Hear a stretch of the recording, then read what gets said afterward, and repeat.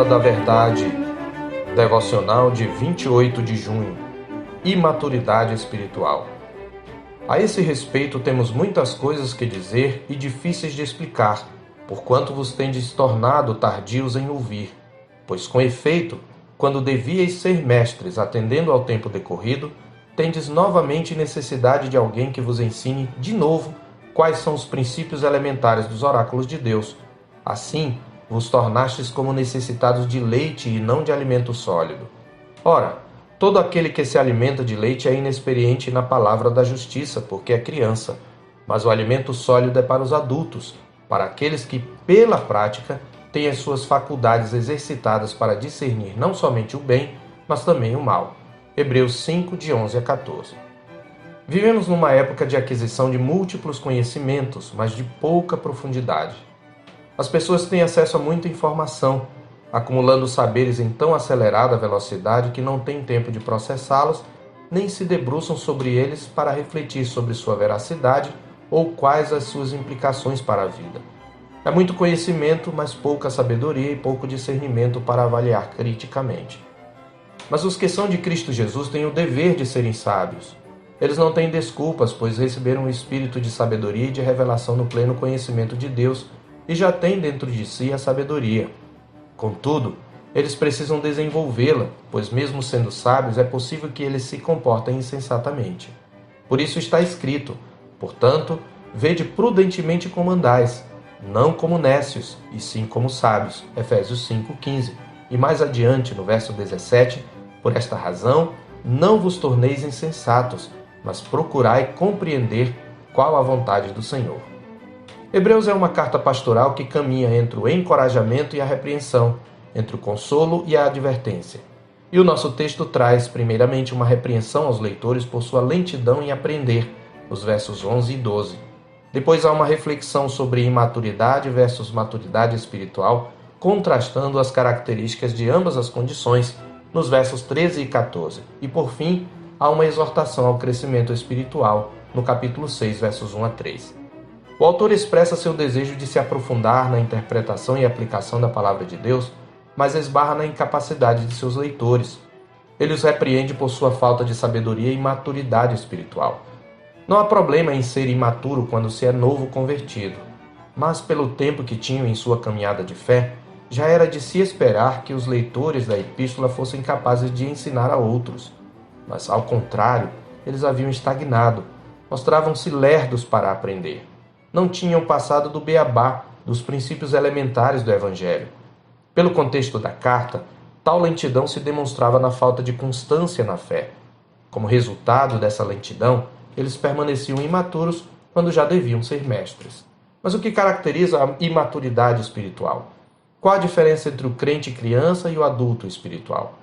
Já podemos perceber que não é o tempo de fé. Utilizando a figura da criança, o texto nos apresenta o contraste entre o crente imaturo e o maduro, bem como o fator que conduz à maturidade, nos versos 13 e 14.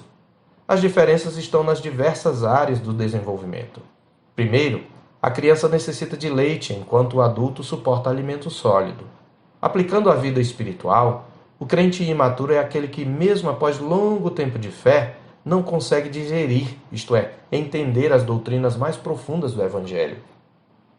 Em segundo lugar, a criança é iletrada e desarticulada nas palavras. Ela não desenvolveu sua capacidade de verbalizar seus sentimentos e ideias. O adulto é capaz de comunicar com clareza seus pensamentos e de ensinar.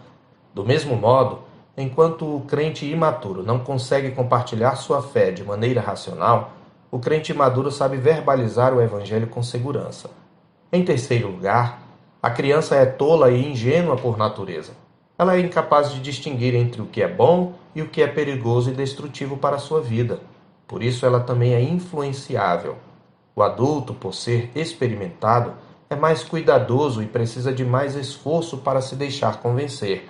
Ele desenvolveu a capacidade de discernir entre o bem e o mal. A vivência e prática dos saberes adquiridos o capacitaram a fazer escolhas. A criança é inconstante e volúvel. O adulto é mais focado e estável.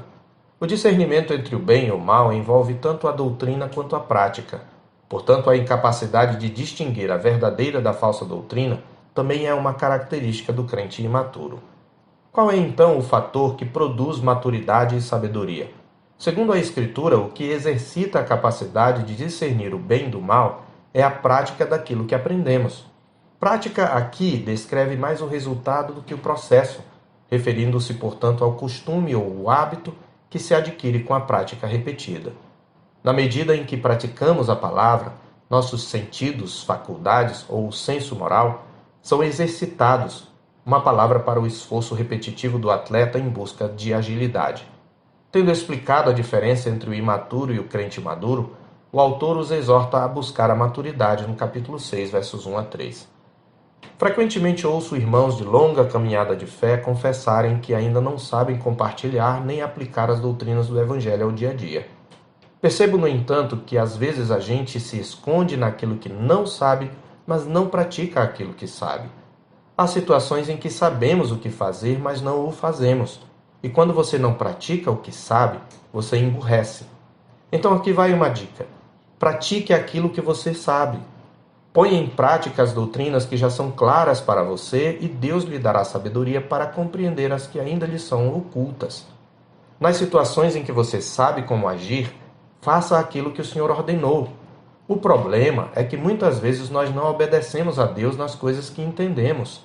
E quando isto acontece, tampouco teremos entendimento nas coisas mais difíceis. Por exemplo, qual a forma sábia, segundo a palavra de Deus, de resolver um conflito?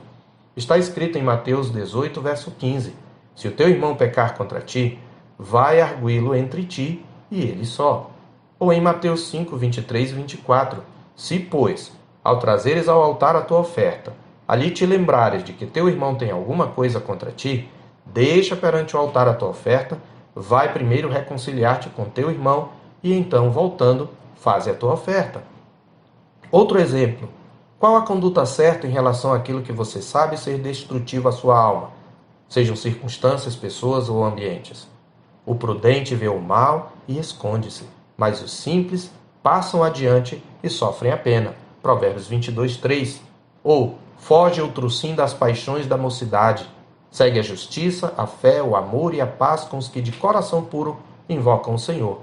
2 Timóteo 2, 22. Fugi da impureza. 1 Coríntios 6, verso 8a. Está claro tudo isto? Na medida em que você, portanto, pratica estes conselhos, você vai exercitando sua mente e adquirindo cada vez mais habilidade para discernir entre o bem e o mal. Mas com que frequência os seguimos? Não é verdade que muitas vezes preferimos dar as tolas desculpas de sempre que só mudam de endereço? Eu não fui lá com ele resolver porque ele é muito estourado. A gente já vê como a falta de prática da verdade emburrece pelas próprias desculpas que se dá para não se cumprir a palavra de Deus. Isso é muito chato. Ou seja, as inclinações do meu coração são um caminho melhor do que a sabedoria de Deus. Irmãos, ou a palavra de Deus se torna um hábito em nossa vida, ou um pretexto para racionalizar nossos pecados. As Escrituras nos advertem: ninguém que, ouvindo as palavras desta maldição, se abençoe no seu coração, dizendo: terei paz, ainda que ande na perversidade do meu coração, para acrescentar à sede a bebedice. Deuteronômio 29, 19. Quanto tempo você tem de fé, crente? Sua maturidade espiritual corresponde ao tempo de caminhada? Pelo tempo que Cristo crucificado tem sido exposto diante dos seus olhos? Pelo tempo em que as excelências de Deus lhe têm sido apresentadas? Será que seu progresso espiritual é compatível com sua caminhada cristã? Seu conhecimento e capacidade de articulação do Evangelho, suas atitudes frente a diversas circunstâncias e desafios revelam uma fé madura? Ou você ainda é um bebê espiritual, um marmanjo chupando chupeta? Eu sou o pastor Marcos Augusto, pastor da Terceira Igreja Presbiteriana de Boa Vista, em Roraima. Tenha um bom dia na paz do Senhor Jesus.